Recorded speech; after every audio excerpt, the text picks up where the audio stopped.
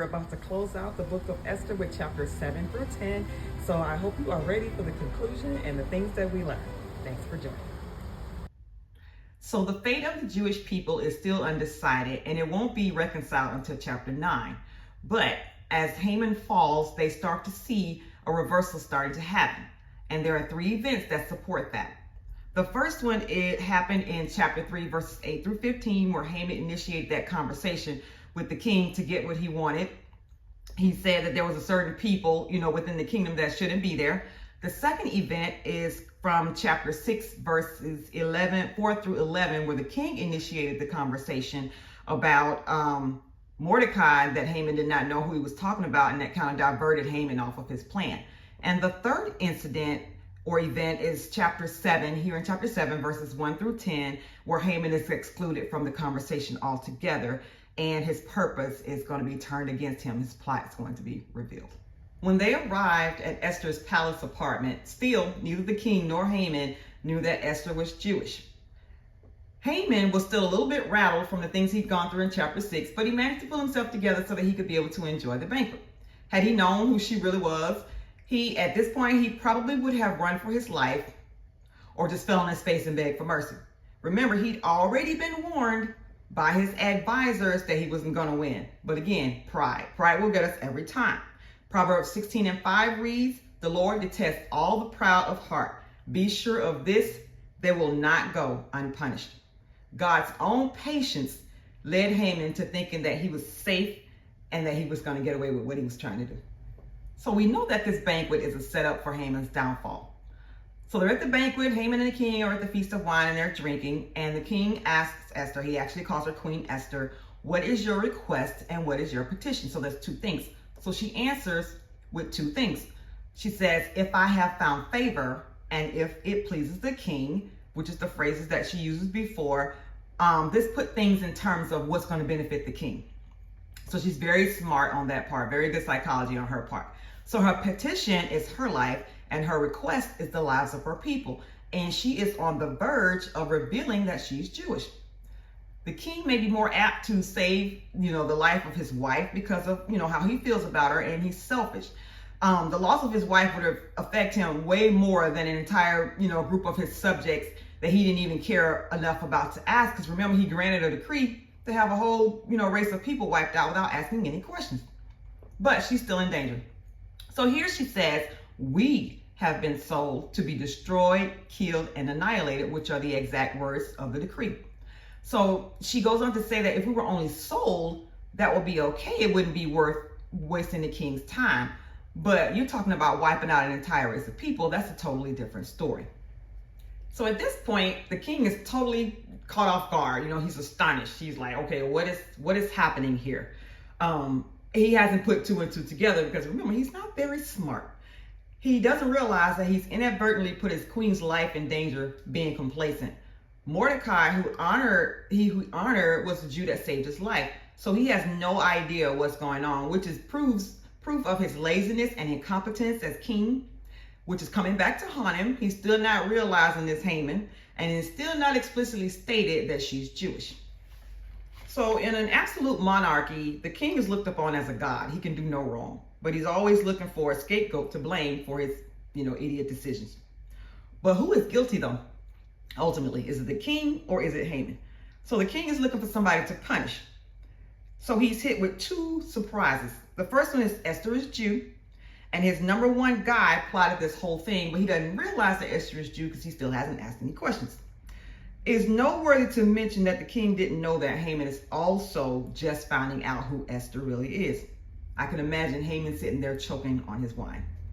Now we can kind of see why God delayed Esther in giving the king her pleas in the first banquet. He needed time to find out who Mordecai was, what he had done, that he was a Jew and he deserved to be honored. Because if a Jew saved the king's life, then why would he exterminate the Jews? Remember when the king couldn't sleep and they read the book of the Chronicles and Mordecai came up, he was a Jew, he saved the king's life, but he had not been rewarded. So it was a good strategy on Esther's part to say the things that she did the way she did because she's not directly accusing the king of doing anything wrong. So she chose her words very wisely. And she focused on the fact that her life was in danger and that the king had to do something about, the life of his wife, right? So she waited until the last minute to reveal everything that was about to happen. Also, she's going to reveal her true identity, and it's still not explicitly stated. She keeps saying, we, my people, but she has never said yet that she's Jewish. So the king, outraged, he jumps up and says, well, who in their right mind thought that they could do something like this? And so now here's her opportunity. She calls Haman a foe, an enemy, and an evil man, and then she names Haman. So she had to build all this negativity up, on Haman because it's a serious matter. And this is all still coming back on the king, and they still don't know the identity of her people. Haman, again, is choking on his wine, right? So the whole conversation is about him, and he has not said one word because he knows his fate. So the king gets up in his anger, and he runs out. His number one guy, advisor, has taken advantage of him. He has not made any choices without any help. He's perplexed, so he may be in the court trying to figure out what to do because there's nobody to ask because Haman was his number one guy. So now he's, probably a little bit confused, not really knowing what to do. He walks into the garden to think, leaving Haman alone with Esther. So at this point, when they're in these big banquets, the guests would have been like reclining on couches at the wine party. So Esther's sitting on the couch, and Haman falls on the couch next to Esther, begging her to ask the king to spare his life. Can you convince the king to spare my life? And the irony of this is, Haman was so upset because Mordecai wouldn't bow to him, the Jew. Now he's begging a Jew to save his life. But my, oh my, what is Haman going to do when the king walks back in that door and finds him laying all over his queen, begging for his life? So of course the king is like, what are you doing? In verse 8, he says, are you going to assault the queen while the king is still in the palace? But under the ridiculous circumstances, but what could Haman do? We knew he wasn't assaulting the queen. And given the fact that, the king couldn't punish Haman for something that he technically ordered, the assault seems like the next best thing, or probably the easiest thing. Because Haman laying on his wife, this could be seen as a threat to the kingdom. Because remember, Haman had already wanted to wade through the city, wearing the king's clothes, his crown, riding on the king's horse. At this point, he has violated harem etiquette. And so there was not much that could be done for him. And so the pleading for his life is what ultimately cost him his life. So the fact that accusing Haman of assault, frees him from any responsibility. As soon as the king made the accusation, they cover his head, which represents humiliation. So you know that there's always somebody lurking around. Of course, people are always around.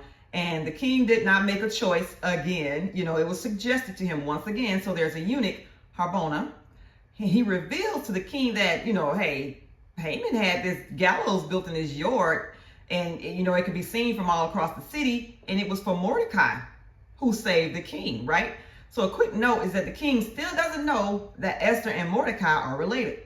Now, all this is happening on the same day. Proverbs 11:8 tells us that the righteous is delivered from trouble and it comes to the wicked instead.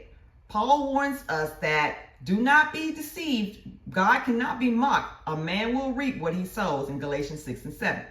Haman sowed anger to Mordecai and reaped anger from the king.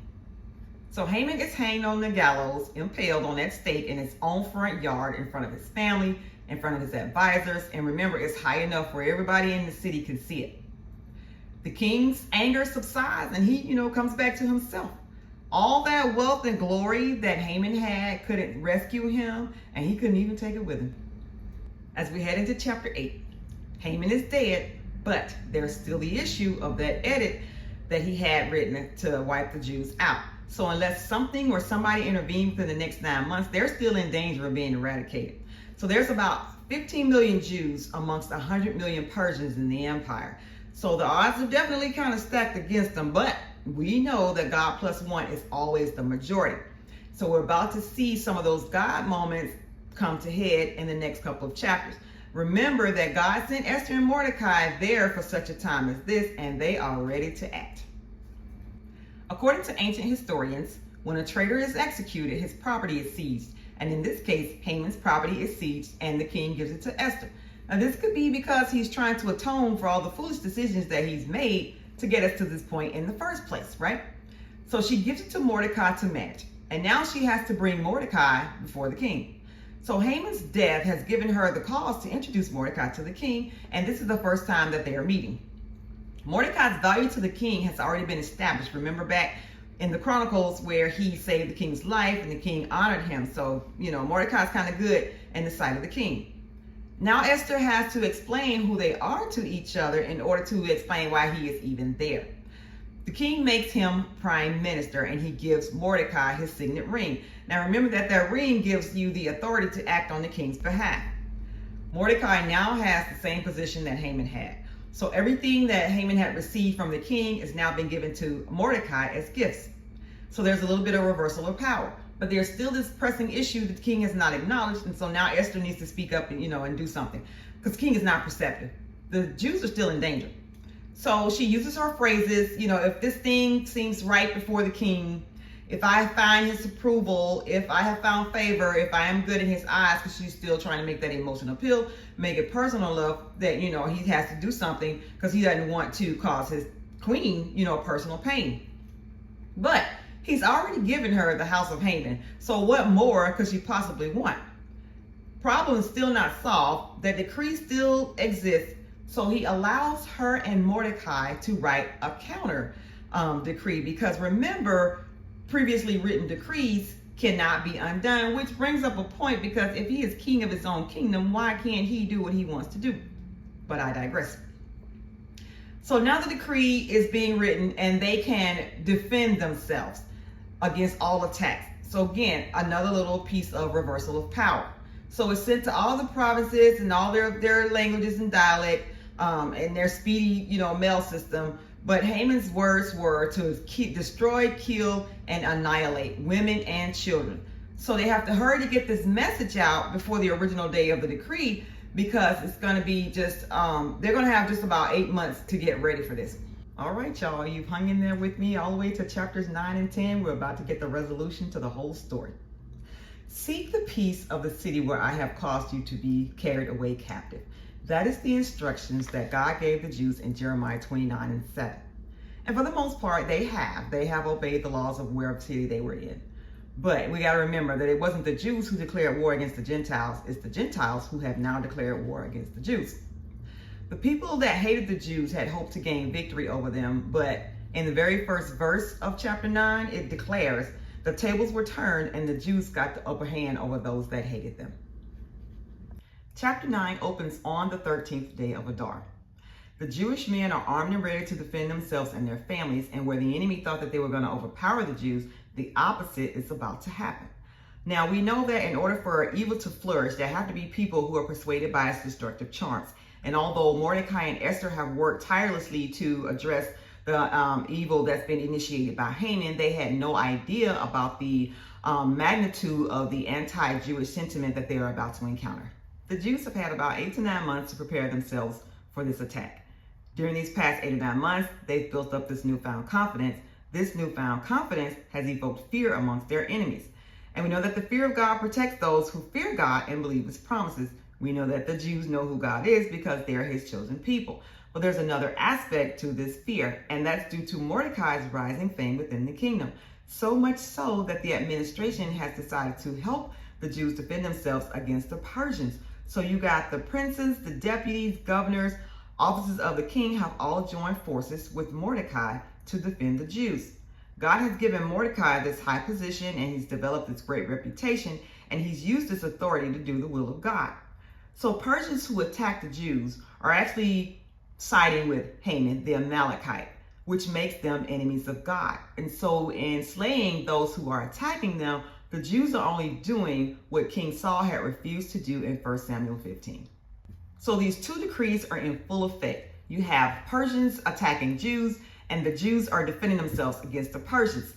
At the end of that day, at the end of that battle, it was reported that the Jews had killed 500 Persians. But guess who were included amongst the 500 Persians killed? All 10 of Haman's sons. So Haman had boasted and bragged about all the things that he had, He's gone, his sons are gone, and everything that he had now belongs to the Jews. So the king knows that there's 500 dead within the city of Susa alone. So now he's curious about, well, how many are actually dead throughout the entire empire, keeping in mind that there's 100 million Persians to 15 million Jews. So the Jews are outnumbered here 20-3. So he kind of mechanically asks Esther what her petition is. Doesn't know why he asked her this time. Could be because, he maybe wants to find a little favor with the Jews, maybe a little reversal of power here. But he doesn't offer up to half the kingdom this time. But the king realizes that his authority is no comparison to, what the Jews have going on, and that there's a force here at work that is greater than him that he's never encountered before, even though he can't identify it. Esther's response to the king's question starts with her famous phrase, "if it pleases the king." So she asks that Mordecai's decree extends over until the following day. And she possibly did this because she knew that some of Haman's strongest supporters were within the walls of the city of Susa. And if they had been planning to do anything else to the Jews, she wanted to make sure she kind of, took care of that before they had a chance to, since they were in such close proximity. So it was granted, and then the following day, the battle ensued, and another 300 Persians were killed within the city of Susa, making it a total of 800. So remember, amongst the first 500 were sons of Haman. All 10 of his sons were killed within the first 500. So she then asked that all of his sons be hanged on the gallows. Overkill? Possibly. But impalement comes after execution to further humiliate the bodies of the dead. So she does this because, exposing those corpses would be a signal to everybody else, the rest of the enemies of the Jews, that the king is on board with the queen. And in the Hebrew scripture, the 10 names are arranged on a page in the shape of a gallows. And on the Feast of Purim, the reader reads the names of all of his 10 sons in one breath because the sons of Haman all died together. In total, it was reported that over 75,000 Persians were killed by the Jews during those 2 days of battle. Everybody battled on the 13th of Adar in self-defense. The Jews in Susa battled on the 13th and the 14th and rested and celebrated on the 15th. Jews throughout the provinces rested and feasted on the 14th. Those 2 days would become the holiday Purim. Sometimes the new generation will come along and take for granted the blessings that the previous generation has fought so hard to attain. But the Jews decided that they didn't want to take that chance, and so they established the Feast of Purim to remind their children that year after year, God had saved them from that destruction. There's nothing wrong with meaningful tradition because we don't want our own legacies to be lost. We don't want our family legacies to be lost. We don't want the church to die off. It's only when tradition becomes traditionalism that we encounter trouble. Tradition is the living faith of the dead. Traditionalism is the dead faith of the living. So to unify the people, Mordecai issued a letter stating that the Jews celebrate on the 14th and 15th days of the month, establishing the Feast of Purim. This is in verses 20 through 22. Today, the Jews begin their celebration on the 13th with the fast, which is the original date of Haman's decree. In the synagogue, the Book of Esther is read out loud, and Haman's name is, disgraced. May he be cursed. And on the 14th day, the Jews go into the synagogue, and the story of Esther is read again, and the congregation engages in prayer. They go home to a festive holiday meal with gifts and special foods, and that continues on to the next day. Gifts and food are given to the poor and needy, and they rejoice together. Purim is the plural of the Babylon word pure, which means lot. Remember, casting lots is how they all got to this point in the first place.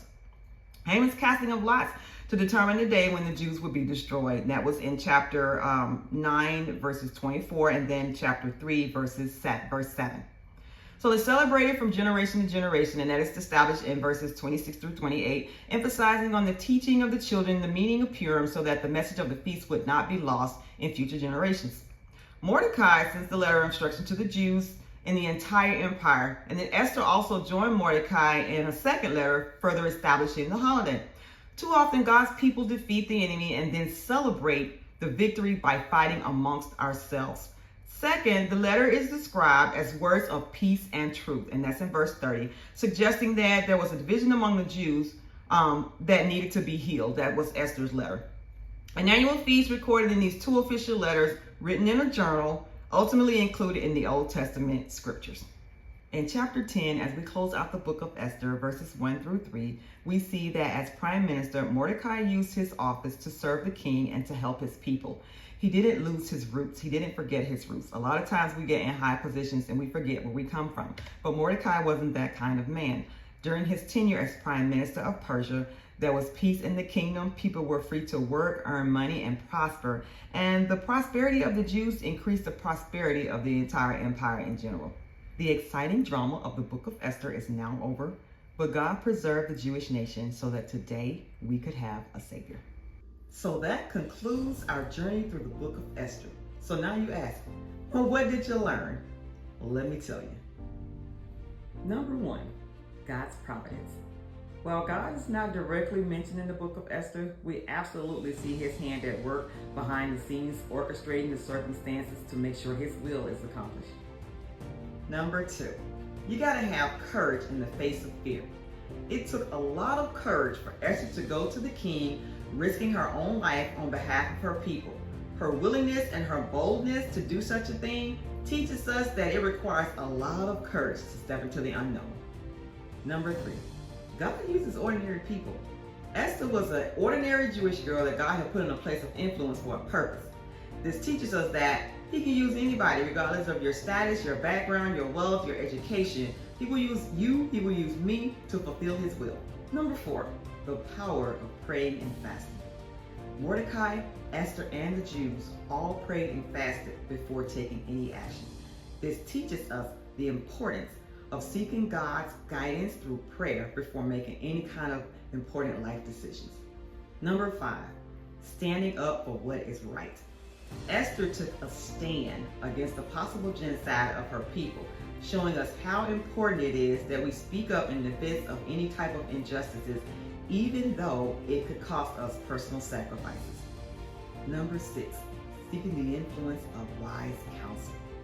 Mordecai's guidance in Esther's decisions was crucial. This shows us the value of seeking wise counsel of those we trust and those we know who are rooted and grounded in faith. Number 7, timing is everything. Esther's actions were carefully timed. She knew the importance of patience and waiting for the perfect moment to act. This teaches us that God's timing is always perfect and we must always trust it. Number 8, you gotta be faithful in adversity. The Jewish people remained faithful to God even though they were facing an almost certain death. This teaches us that even though we could be facing difficult situations, we gotta stay grounded in faith and trust that God knows what he's doing. Number 9, God's gonna get justice. The downfall of Haman, the one who tried to destroy the Jews, teaches us that God's gonna get justice against those who try to harm his people. He did say, touch not my anointed. Number 10, celebrate God's deliverance. The establishment of the Feast of Purim was a way for the Jewish people to remember and celebrate the deliverance that God had brought them through. It also reminds us how important it is that we teach our children the importance of celebrating and remembering the faithfulness of God in our own lives. Thank you for joining me on the journey through the Book of Esther. I hope you have enjoyed listening to it as much as I enjoyed doing the research for it and making the videos and bringing the word to you. It's a story of courage, of faithfulness, and know that God's at work in our lives even when we can't see it. This was a lesson for me personally, for sure, and it reminds me to be faithful, to be steadfast. Sometimes you're put in places where you don't think you should be, but you gotta remember that even though we can't see God sometimes, we always know that he is behind the scenes working things out for his purpose, but those things are going to benefit us as long as we stay in his will.